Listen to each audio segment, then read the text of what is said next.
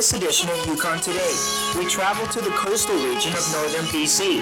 The Taku River Tlingits have a 5-year plan to get them more involved in the management of that river's salmon fishery. Tonight, a full program documentary entitled The Drive to Survive on the Taku River.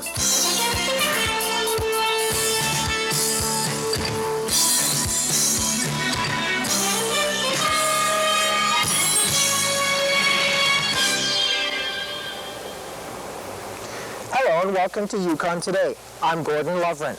Salmon have helped sustain Aboriginal people in Western Canada for generations. They have a unique relationship with the fish and its habitat. The Taku River Tlingits have built a culture surrounding salmon. They feel duty-bound to protect and preserve the fish. But in modern times, that final responsibility has been overshadowed by the federal government, particularly the Minister of Fisheries and Oceans. The Taku River Tlingits say they want to take back control of their river and the salmon in it. Tonight we present a full program documentary looking at their efforts.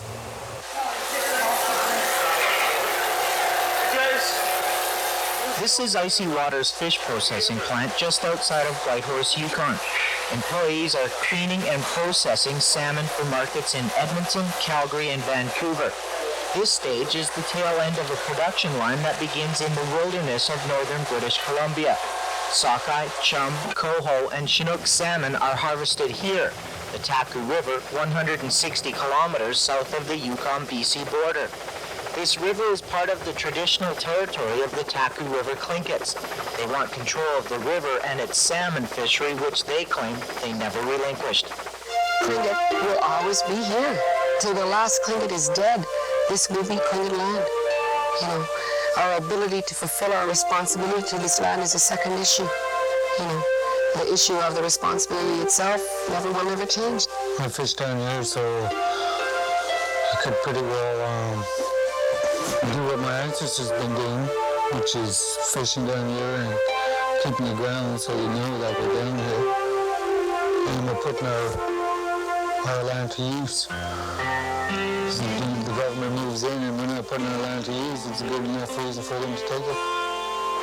We're here.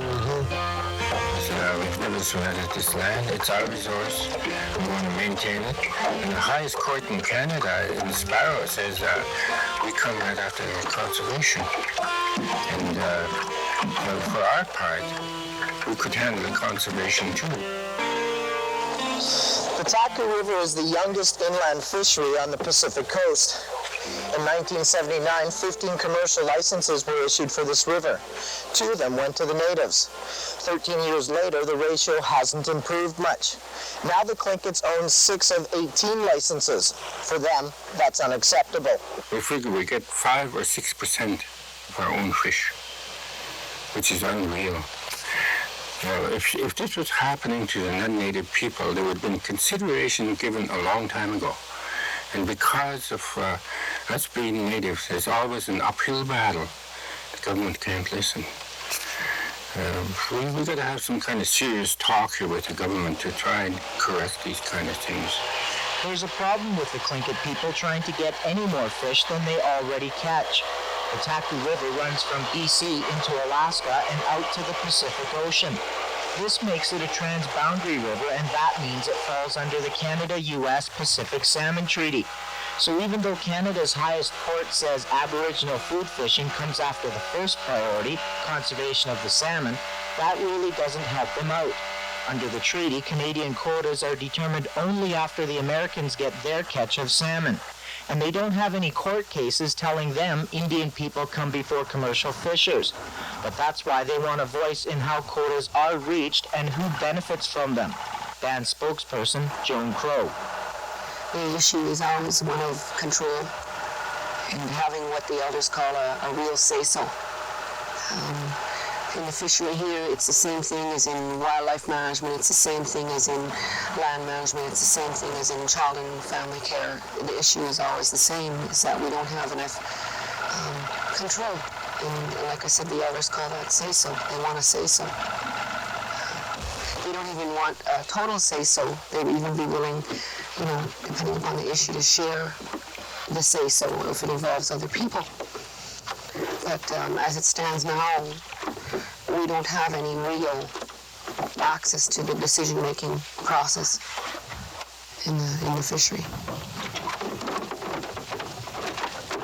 I mean, in terms of how policy decisions are made, they affect us at the ground level, whether we're white or Indian. You know, government policy affects people at the ground level, and with us being government, we have to have an opportunity to be at the table with the decision makers as they develop that policy, like the plan for 1993. You know, I think we're capable of informing ourselves to the extent where we could make a valuable contribution to having a plan that would better meet the needs of all the people in the river.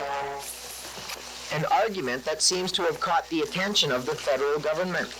Ottawa has agreed to a 5-year program costing $1.6 million. In short, the money is being used by the Taku River Tlingits to set up their own fishery management ranch. At this point, it's very, very basic. It's as basic as buying equipment, you know, setting up office space, getting out into the field. That part of it's really easy because the Tlingit people are really, really knowledgeable about their land, so we don't have to train anybody. Like if VFO hires a fish guardian, you know, the guy comes down here green and he doesn't know anything about the Taku River. Whereas our patrol person has been working on this river for about 10 years and is really familiar with running the river and the land and how it all works together. So in that sense, we feel that DFO always makes reference to their biologists, our elders, and then the younger people that have taken the responsibility of learning about their land. They're our biologists. So that's the kind of thing we're doing with our money. The Tlingits will also conduct fish habitat studies. Their elders want to know what's been happening to the traditional spawning grounds for the salmon. They've also set up fish weirs on other rivers in the Taku watershed. These will be used to count the numbers of returning salmon and to trap them so that scale samples can be taken. The money is being used to train 8 Tlingits in modern scientific fish management as well. And it also pays for their involvement in the commercial fishery on the Taku River. What the Tlingit people have told me in all issues, how they want to approach it is take the old and the new and take the best of both and make the best thing for their children, for their future generations. You know, and that's that doesn't mean to me at all selling out any hardline positions about the fact that this is Tlingit territory and this is Tlingit land. It is, you know, but it also is 1992. And these people are well aware of that, and they say that in true accordance with their teachings that they're supposed to respect all human beings. Some of the things that white people have done are good, and so you should take those and incorporate them in the way you live. That's a Tlingit.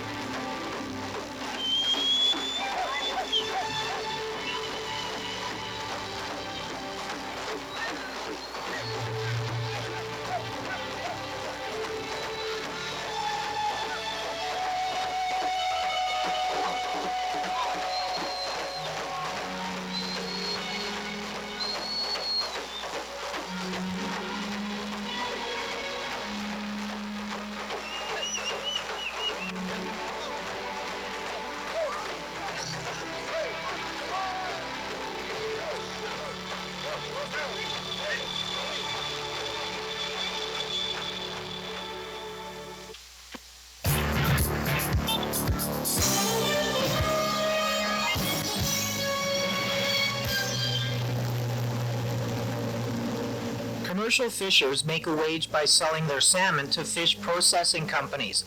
To do that, they must land their fish with a buying agent. Figures on what species of salmon, how many, and total weight are recorded here by Bev Taylor.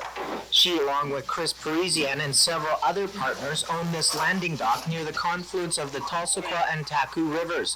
Most of the salmon is bought up by Icy Waters and the Ice House, a couple of Yukon-owned companies in Whitehorse. But some of the native fishers sell to companies in Juneau, Alaska, where they get more money for their fish. Chris Parisian says for the most part, he's glad the Taku River Tlingits are taking more interest in this fishery. I think this fishery was the best thing that ever happened to the Taku River Tlingits, because not many of them at all had ever been to the Taku River until this fishery came along, and the government paid BC packers to come in here and start it up, and all of us were just pawns at the time. We're still all pawns of DFO, and when they say to fish and when they say not to fish, the natives getting involved in the management can only be a plus for me, for anyone, because at least they're down here and they're seeing things firsthand, and that's the way, to me, to be able to manage something is from the ground up, not from Ottawa, not from Whitehorse, but from a center. And if they're going to develop that, I think that's great. And like I say, I think it has given them a real good reason to come down here. Their families, their grandchildren, they all come here. They all know what the Taku River is now. Where before it was just a name, I think, except for the elders and the ones that, you know, did spend years down here, but they were certainly the minority. And in the past, I think we've always got along with them. And I can't see why that should change. They've scheduled meetings with us in the spring there, and we were setting it up, and they didn't show up. Now, we certainly got the impression there's some animosity in some areas, but it's certainly, we're not harboring anything. We've said we'll do anything in our power to help you as far as what we know around here. And I can't see them being any problem with cooperation in the future, because we all want to see the river looked after, really.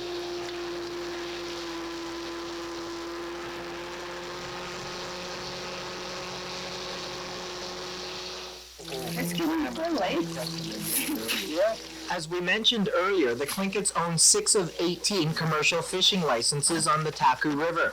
They want a bigger share of those permits. Some would like to see Ottawa buy back a few of the licenses and turn them over to the natives. Chris Parisian doesn't like that plan.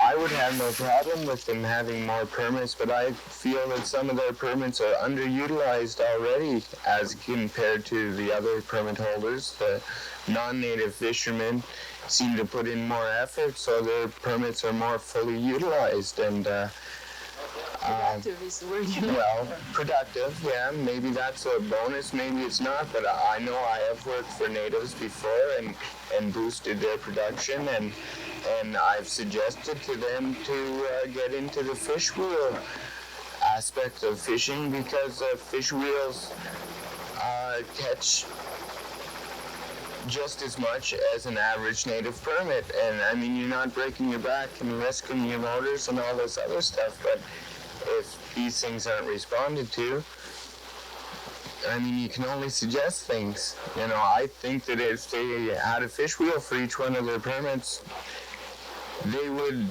probably double their catch. I've been here and fishing on this river since it started in 1979. Prior to that, there was no commercial fishery. Ray Kendall is a member of the Northern Panel, a group set up under the Pacific Salmon Treaty. He advises the Treaty Commission on how to come up with better management schemes on the Skeena, Stikine, and Taku watersheds. He's also a commercial fisher. For him, more fish caught means more money at the end of the salmon season. He's not opposed to an equal share of commercial fishing permits between natives and non-natives, but he does have some reservations. I recognize the native right to the resource to use the fish. I also believe that somewhere in that has to be a recognition that there are others that are involved in this fishery that have to be considered. And I think an equal split, maybe 50-50 in licenses would be acceptable. I don't know, as the numbers of fish increase and the number of fishermen increase, then new licenses could be given to native people till they get to the position where they're in half. But I wouldn't like to see existing fishermen's livelihood just cut off in order to allow the native fishermen to take over their spot. In other fisheries, like in Manitoba, commercial fishing permits are set on a quota system. Each license holder is only allowed a set number of kilograms. Once reached, he's not allowed to sell any more fish. But that doesn't happen here. For example, the coho run on this river is set at 3,000 pieces. Then the fishery is shut down. What bothers the Taku River Tlingits is that it's a free-for-all among all 18 license holders. Well, I'm not one that, I don't advocate personal quotas. I don't know how they work. I know they use them on lake systems, and with the fish are there year-round, you can just go take your quota when you want to. But when you're fishing salmon stock that's here today and gone tomorrow, I don't know how a quota would work really. Sometimes this year is an odd year and the run is long and strong. Other years we've had runs where it'll peak in 2 or 3 weeks, and then you'll have 3-4 weeks of virtually no salmon in the river. So how would it work then? Where you're sitting on your quota, but it's not doing you any good because there's nothing to fish.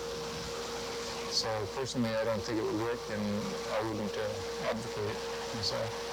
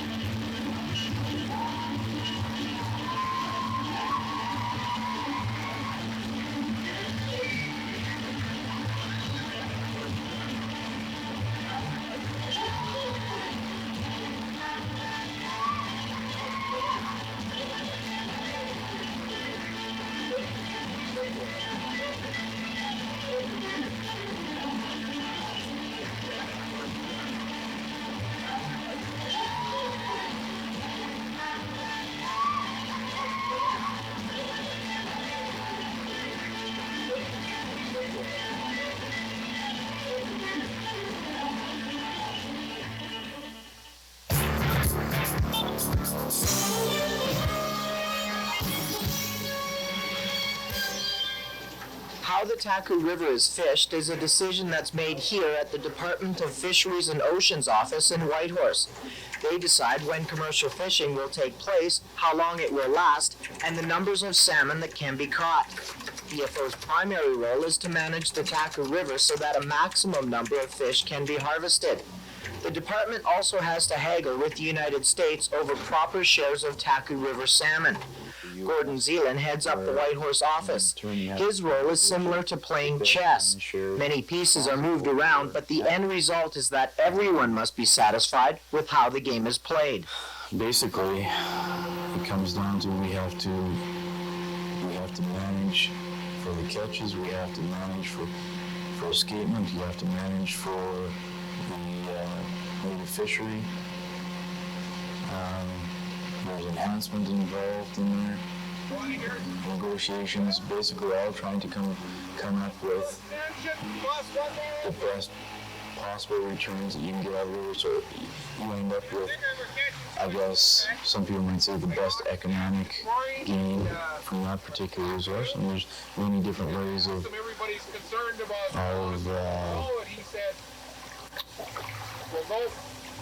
quantifying that economic gain. It may be different to the Tlingits as it is to or compared to maybe some of the commercial fishermen. Control of their own lives here in this area is within living memory. And for me as a worker, as somebody who works for the people, that's really something that makes my job easier, because it's within living memory that these people have controlled the river. One of the elders living now, her brother was actually a guardian on the Alaska, way past on the Alaska side, because their traditional territory goes over into Alaska, and he would guard the river. And it was a good way, the way that Henry Stevenson started in the first place, and that's his nephew, Thomas Bowman. He took his place until he died. Then Thomas Bowman got my brother to take his place before he died. He told him, this is our river and you're the one going to be there. But after my brother died, that's just what happened. Anybody go there. They help themselves in North Taku River, and which is not right, for me anyway, for all of us. I see that's what's happening on the river is over-harvesting. And I hear different individuals saying, you know, there's a lot of fish this year, so let's take all we can. Well, what about next year, the year after? I think what they're saying is we want some for our children, our children's children. And what I hear them say a lot is we take care of our land, and the land will take care of us. And then don't forget, Melvin, this is the only resource we have left. I mentioned before that they pump oil out of this earth, and they cut the timber, they put pulp mills in, and the taxes has gone to the wrong person. It's gone to the government. Now we're talking about Indian self-government. We have to make the laws to this land because this is our resource. And the damn if we're going to lose this one because it's ours. One day or another, the native people is really going to win. And when they win, they're going to put the law down that the white people wouldn't be laughing at them anymore. And I can see it just as plain as the day, it's coming. One day or another, they're not going to push no Indian around. We have more respect for the native people. Can we give up control? Well, so far the minister has still said that in the end he has the ultimate control, and I'm sure that we'll be open to future negotiations or changes as time goes on. And I don't really see Ottawa as being the great yes or no people. Basically, I would say most of the management that comes out of the Taku comes out of either the White Horse Office or local knowledge. I mean, we have the opportunity to make changes, and I think as long as it doesn't affect Ottawa's general policies, we can do with it basically whatever we want in terms of coming up with something that's satisfactory to all people and all user groups.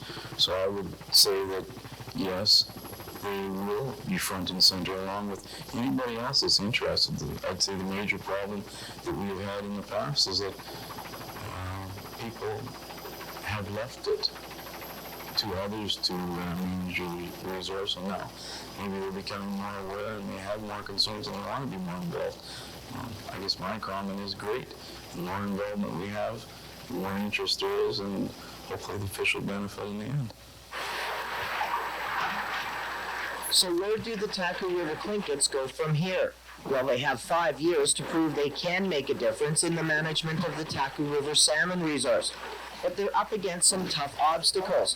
Canada and the United States are still bickering over share percentages of the salmon. Non-native license holders still outnumber them, but they're determined to show everyone they can be a part of the river economy once more.